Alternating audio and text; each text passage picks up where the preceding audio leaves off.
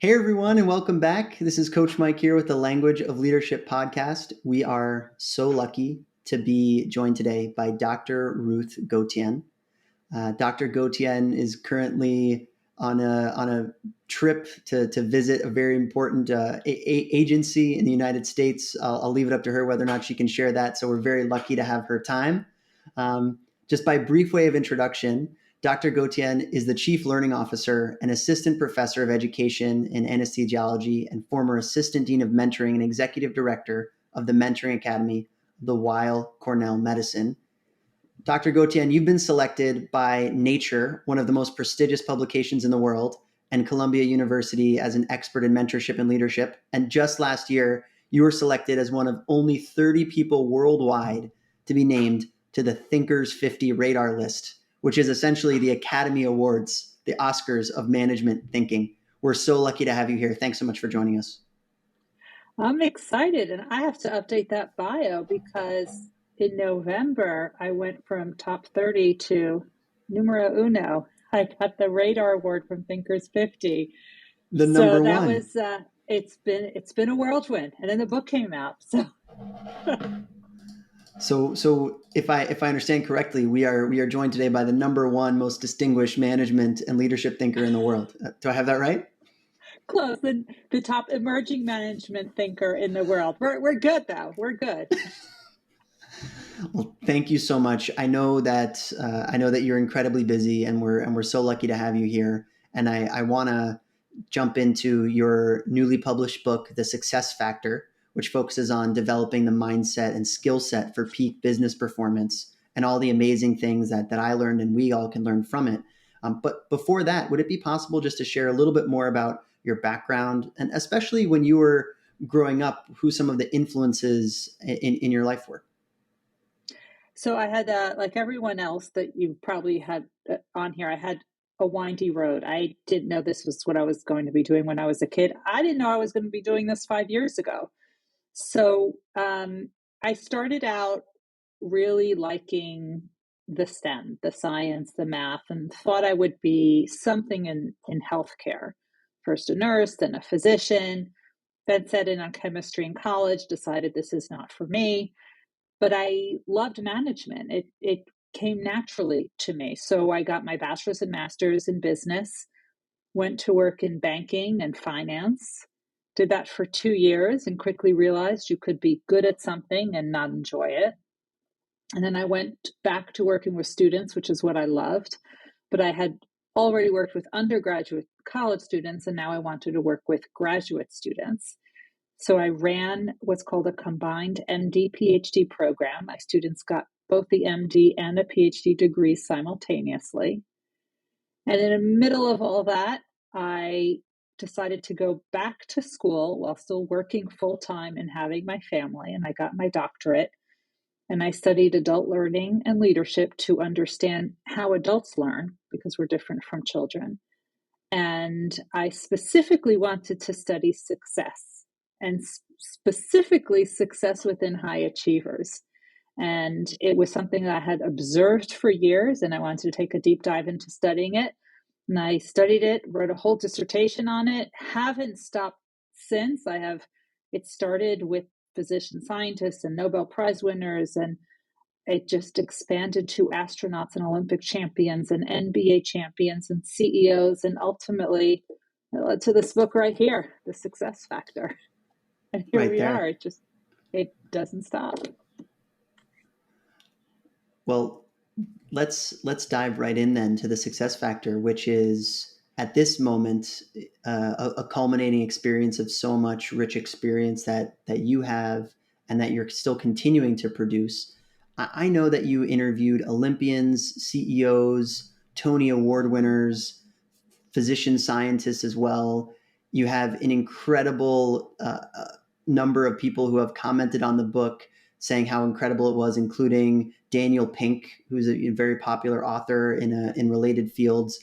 When I read the book, I got the Kindle version myself. I tore through it in about 2 days. It was a page turner. At the same time, it was super practical and tactical. So I'm really excited for our audience to be able to learn more about it. But can you share with us first a little bit about what was your process for writing the book? because I really feel like you took such a scientific and academic approach to it, yet at the same time, you will have that management and business experience. So you were able to really meld both of those worlds together, I felt. Look, Mike, if I'm going to be called the number one emerging management thinker in the world, I have to know how to bridge theory and practice. And that's really what I aim to do with this with this book, is really take the theory, but make it actionable for every person who reads it. So people are sending me pictures of their copy of the book, which has writings in the margins, and it's tabbed out from every part of the book. And I get so excited when I see that, because that means it really made an impact. It had that ripple effect. They're actually going to use it if they started marking it up that way. And you're right. I have read a lot of leadership books, right? I have a doctorate in leadership. I don't like most of them because they're very theoretical, and they don't really tell you what to do and how to do it, or they give you this grandiose idea which doesn't fit into your life, like wake up at 5 o'clock in the morning or read, for 5 hours a day. Well, that doesn't really work for most people. And you're right, I took a very scientific approach to it because I'm a social scientist. So this was based on research. This is not, Ruth Gotian's experience. This is based on hundreds and hundreds and hundreds of hours of interviews, which were coded and transcribed, and the frequency charts, and the whole process. And even after I got to what's called data saturation, which means I know what they're going to say. The story may be different, but I know exactly the lesson that's going to come out of it. You just keep going and keep going and keep going. I kept doing that because I was wondering, if I hop around to all these industries, will it be any different? And it wasn't. And my writing process, I have to tell you, it was not so simple because I'm a faculty member. So I'm used to academic writing. But nobody wants to read academic writing. That's boring, right? I wanted a book that everybody wants to read. And when I originally wrote chapter 1, it was rejected. And I had to rewrite it, and it was rejected again. And I called up a friend of mine who published a bestseller, and I said, I'm never going to get this book done if I can't get chapter 1 done. So he said, well, what's your favorite chapters? And I said, 4 through 7. That's when I talk about the 4 elements of success. He said, start writing that. So I did. And I started writing the book with chapter 4. And by the time I got to chapters 1 through 3, I had found my voice. I understood how to write in a way that would capture and really bring everyone in and keep them hanging and have them writing in the margins and tabbing out the book. I knew I had to use my voice, Ruth Gotian's voice, not Dr. Ruth Gotian, the academic's voice. And once I was able to tap into that, I actually couldn't type fast enough. The words were just pouring out of me. And that's how this book was written. And I have a full-time job. So this book was written on weekends. It was written on weekends in a very, very focused manner during the pandemic. And that's how we got it. It's how we got to keep timelines and schedules and full-time job and family and still write a book. Well, in terms of mixing theory and practice, it sounds as though you were already able to apply a number of the things that you may have previously learned or learned during the interviews into the book writing process. I recognized a few key themes there, and I think we're going to unpack those a little bit later. But in terms of being a book that everyone would want to read or everyone can read, I just have to say firsthand that I found the prose very approachable, and the writing style very approachable, and the anecdotes also incredibly relatable. And I love the way that the citations were just put right in the book itself, so we could say exactly who was referencing what and when it was from. The opening of the book I found frankly arresting, because I recognize this feeling that not only I've certainly felt, but also that's been communicated to me by many of the young men and women that we work with. And I'd love to just read a quick passage here and have you unpack this a little bit, because I think it makes the rest of the book so much more powerful and relatable to everybody. So So the book opens with, growing up, I never thought of myself as a high achiever. High achiever was a term applied to other people, Olympic athletes, astronauts, award-winning writers, global figures, amongst others in the top of my field. In my mind, they had traits and characteristics that were distinct because they were extraordinary. They had different training and advanced pedigrees that allowed them to be perceived as all-knowing. As a result, they could achieve accolades that were utterly unattainable to the average person. In short, I was mesmerized by high achievers, but I was also very wrong. Why were you wrong? First of all, let's start with that paragraph that you were so mesmerized with was the last chapter I wrote. I told you it was rejected first, twice. That's what I came back to. I knew I had to personalize it. And I had to talk to people in a way that they would want to read more, because nobody wakes up in the morning aiming to be average. People want to be exceptional, but they don't really know how to achieve it. We're not really taught how to achieve it. And I was mesmerized by these people who seemed to have figured it out. And I wanted to figure it out. And I thought that they were born into the right families. And it's because they went to the right schools. And that's why everything worked out for them. That made their path easier. But I know a lot of people who were born into the right families and went to the right schools and have been surfing the couch because they didn't do anything with those opportunities. You could have all the opportunities in the world. It's what you do with them that makes a difference. So once I realized that they figured out what to do, that's when I realized that these are learned skills. And if they're learned skills, I'm an educator, I can teach it. And I know how to teach things in a way that anyone in any learning style can figure it out. So if it's by reading, or if it's by worksheets, or if it's through keynotes, or if it's through webinars, I'll be able to reach people and say, I understand. You don't want to be average. You don't want to aim for baseline. Baseline is average. That should be your minimum. That should be your floor. That's a benchmark. That's not what high achievers do. High achievers are 400% more productive than an average employee. So why aim for average? And this book really seeks to uncover how to get from average to high achiever. And what I realized was that these are learned skills. Well, ladies and gentlemen, come for the interview, stay for the firing up pep talk. Holy moly. Yeah. Geez, I'm going to go run through a wall right now. Gosh. Yeah. Unbelievable. But I think that is really what you map out in the book, right? Is no one sets out to be unremarkable. And Correct. Here's how you can actually practically get from point A to point B.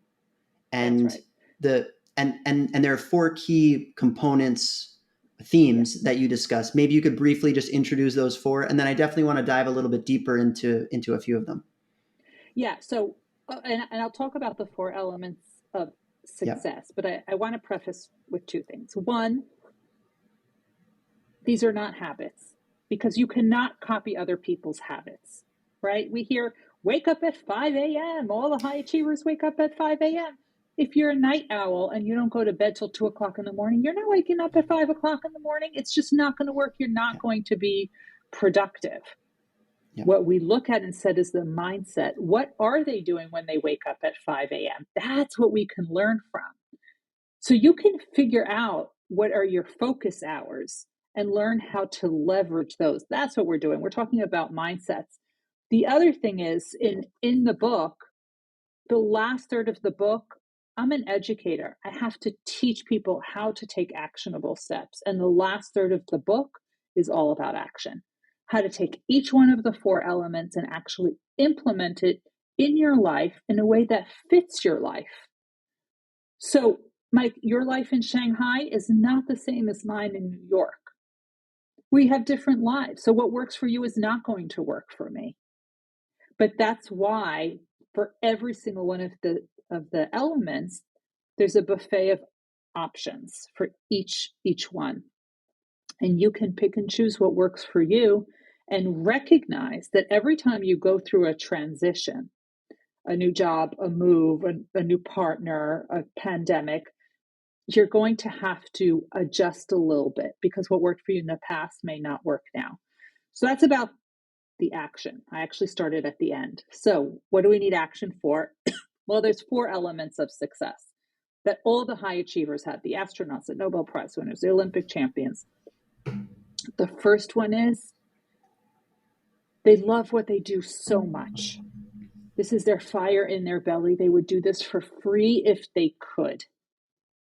This is why they wake up in the morning. This is why they have a hard time quieting their mind when they go to sleep. This is why they are helping other people so much. They want to bring more people into this field. This is what they're fired up about.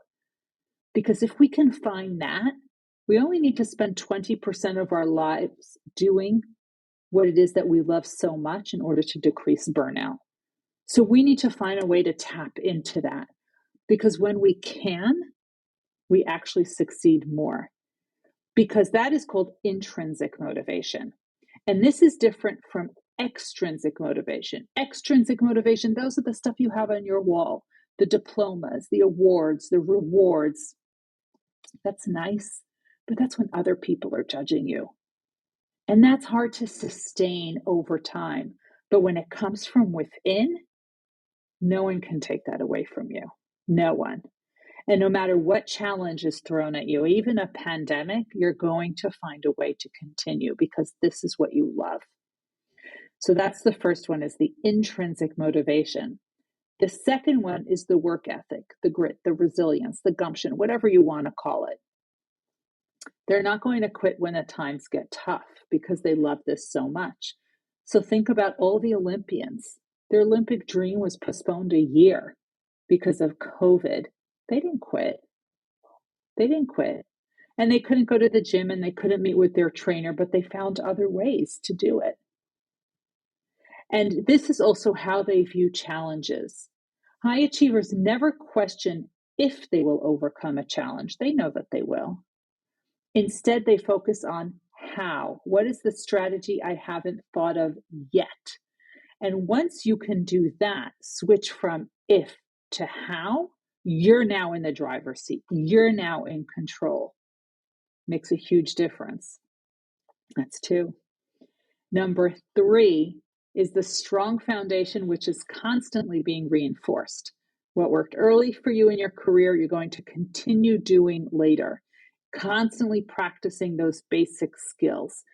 Because if you can master those, the other stuff, that's the foundation, you just build on those others. And last but not least, you heard of the billionaires, Warren Buffett, Mark Cuban, Bill Gates. They read 3 to 8 hours a day. It's not reading that made them billionaires. It's opening their minds up to new knowledge and looking to make connections between 2 points that other people do not yet see. And the way they do that is by opening their mind up to new knowledge. So for them, it's reading. And trust me, I love reading too. I read 70 to 100 books a year. But there are other ways you can get new knowledge. You can get books, you can read articles, you can listen to lectures, watch webinars, listen to podcasts. Hopefully we're sharing good stuff here. Take LinkedIn learning courses. Whatever it is, there are ways that you can open your mind up to new knowledge. And of course, they also have this team of mentors around them. They're actually talking to people. And these are people who believe in them more than they believe in themselves. That's how they do it. Those are the 4 elements of success. And you have to do all 4 together. Well, that was a phenomenal encapsulation of the core points of the book. There are so many deeper questions I want to ask about all of those elements, but I know your time is super scarce and valuable, so we only have a little bit of time. Maybe I can start there on the last one you mentioned, which is about the team of mentors. Mm-hmm. Finding mentors seems like great advice and guidance. Yeah. but it's not often that I hear about finding a team of mentors, which is something that That's you very specifically advocate for in the book and provide very yeah, specific questions and tools on how to do this. So can you tell us both about how this realization came about, and then also yeah, what's the difference between a single mentor and a team of mentors? yeah. So first, he's telling everyone, Mike's telling everyone that my time is precious. What he's not telling you is that it's 10 o'clock at night and I've been up since 5 o'clock in the morning. So I'm hoping I still sound okay and halfway intelligent. Oh, 100%. I'm just trying to make sure that you can get to sleep at a reasonable hour here. So, a team of mentors. Why a team of mentors? Well, the research on mentorship is crystal clear. Those who have mentors out earn and outperform those who do not. They have lower burnout, higher success rates, higher salaries, they publish more. The research is very clear. You should have a mentor. Now, with all of that, 76% of people understand the benefits of having a mentor and understand how critical they are for their success. But only 37% of people actually have one. So the question is why? Why do 2/3 of people finally understand why they need one, but only a third actually have one? Well, it turns out that people are saying, I haven't found the perfect mentor yet. And I want to just scream, stop. You're not perfect. Why would a mentor be perfect? Instead of waiting for perfect, create your own version of perfect. Take the different parts of perfect of different people and create a whole group of them. And you can reach out to those people as you need them. So, my mentoring team has physicians and scientists and educators and business people and law people and military and journalism. When I was writing the book proposal for The Success Factor, I reached out to my doctoral advisor, who was my mentor, and we would talk to each other every day. Now we talk to each other every few months. But I reached out to her because she had written multiple books. And I reached out to an editor of a major publication because she knows writing. I did not reach out to the lawyer who's never written a book in his life. That would not have been helpful, right? But when I needed to negotiate a contract, I reached out to the lawyer. So you're able to pull the best out of people. Now, what's so great about a team of mentors is they don't even need to know of each other's existence. So you can just reach out to them as you need them, to the different people. And you can add people, you can subtract people. It's not like you're severing a relationship. They just become friends or you don't talk to them as often. And you can bring new people in as your career starts to advance. And that's how you have a team of mentors. That seems to me just a far healthier view on this, rather than Yeah. to say I have one mentor who walks on water. She or he is exceptional in every area. They're my role model in every area. It almost seems unfair to them and unfair to you to set that type of expectation. Like you said, if you're not perfect, how are you going to expect your mentor to be perfect? How did that Right. process sort of come about for you? Yeah. Well, it's very simple because if you're working in an organization and you have your perfect mentor, what happens if they leave? What happens if they get sick? I mean, we've just been through COVID. We lost a lot of people. You can't have all your eggs in one basket. And at some point, they're going to disappoint you because they can't be experts in everything. They're going to be experts in a couple of things, and that's why you seek their guidance. But as you start to move up in your career, those things that they were able to help you with before got you to a certain point. You need someone who's going to get you to that next point. So you want to keep growing that mentor. And I actually talk about the different types of people who need to be on your mentoring teams and different levels of people that need to be on your mentoring team. Those who are senior to you, those who are at your level, those who are junior to you, and why you need all of these different people on your mentoring team. And in fact, if any of your listeners want to have a worksheet, how to create their own mentoring team, they can just download one for free off of my website, ruthgotian.com/mentoring team. And it'll take you through a whole exercise, how to start creating your own. Perfect. We'll link to that in the show notes and make sure that everybody can get their hands on it. And going through that chapter in the book, I found it incredibly insightful. This idea of, I don't want to say a portfolio of experiences, because maybe that feels too like investment or like return on investment related, but it was more of like a constellation of people rather than one burning, bright, shining star, if that makes sense. That's right. And in fact, my friends, Brad Johnson and David Smith, who have written some mentoring books, they call it a constellation. Other names for it include a board of advisors, a board of directors, kitchen cabinet. You can call it whatever you want. The point is, it's different people who are there to help you with your career. And some of the times, they may not even recognize that they have that role. It's not like you need to give them an ID card that says mentor. You're seeking guidance and perspective. Yeah. I think that I think is a nice tie into also the idea of intrinsic motivation versus extrinsic motivation too. If you're continuing to validate yourself just based on the praise or the feedback you're getting from a single individual, maybe that's just putting yourself in a little bit of a risky situation. Like you said, they leave an organization or God forbid something happens to them, personally or health-wise, where they're unable to continue that relationship with you, putting a lot of faith in just one point of failure. That's right. Another connection to that, I think, is in terms of finding people in your life who are really exceptional at different skills or mindsets or different areas of your career. Just like you mentioned a moment ago, Dr. Gotien, to have more senior, junior, peer mentors as well, people who are great at law or publishing or writing. And this idea of being passionate in different areas. One of the themes of the book is about how to appropriately assess this idea of finding your passion.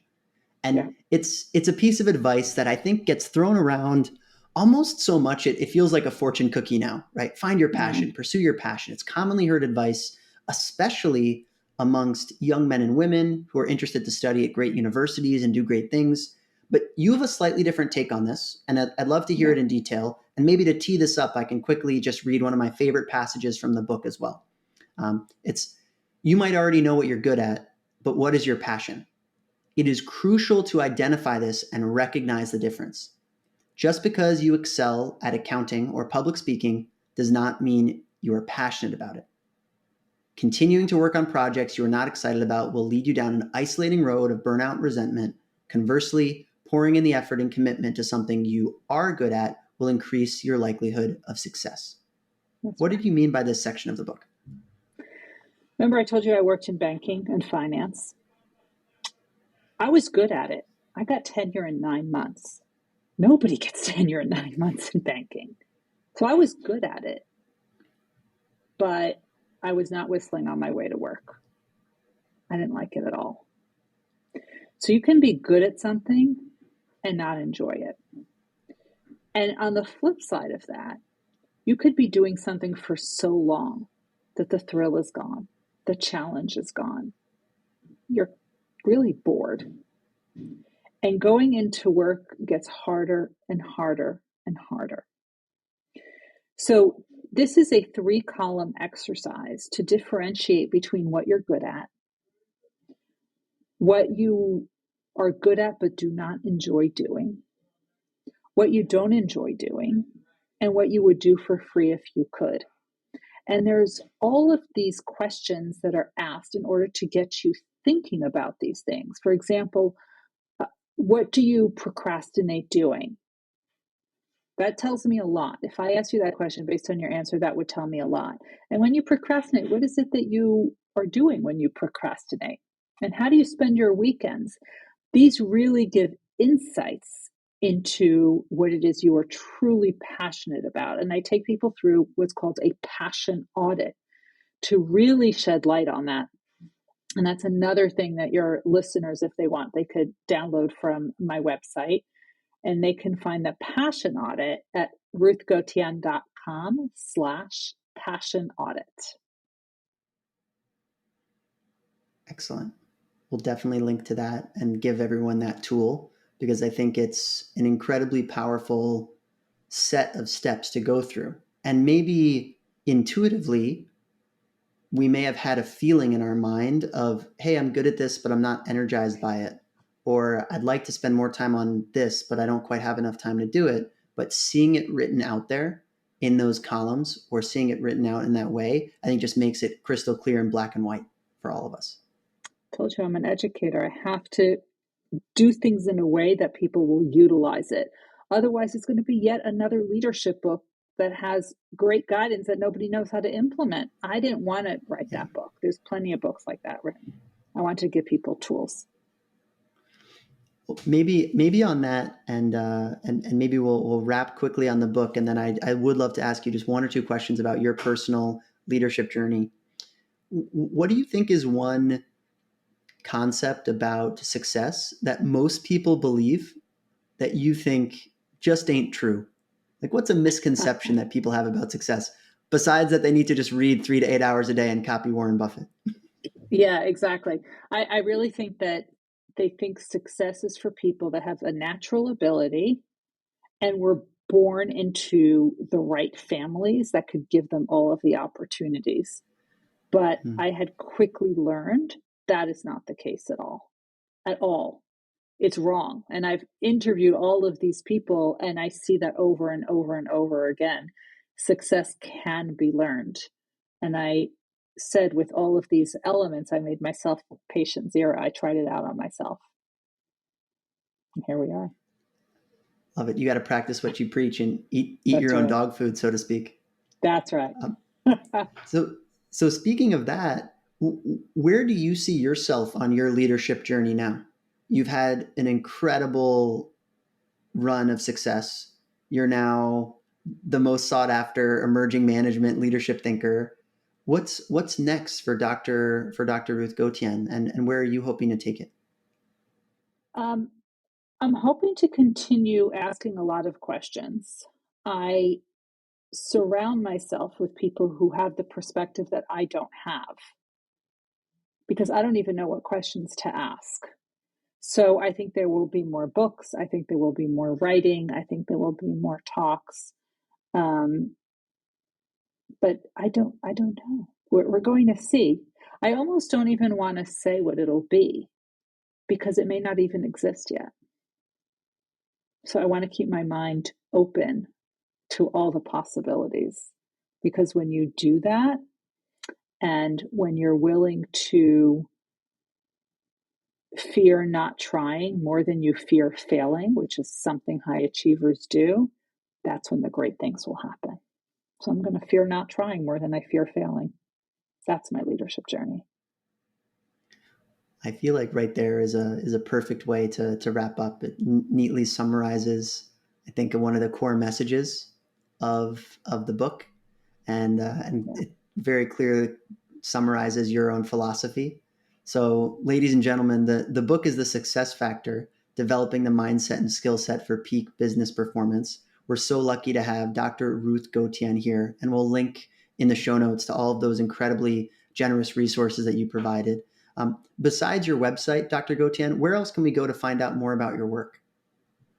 So as I said, the website is my name, ruthgotian.com. The book can be found ruthgotian.com/book. It'll show you places all over the world where you can get it.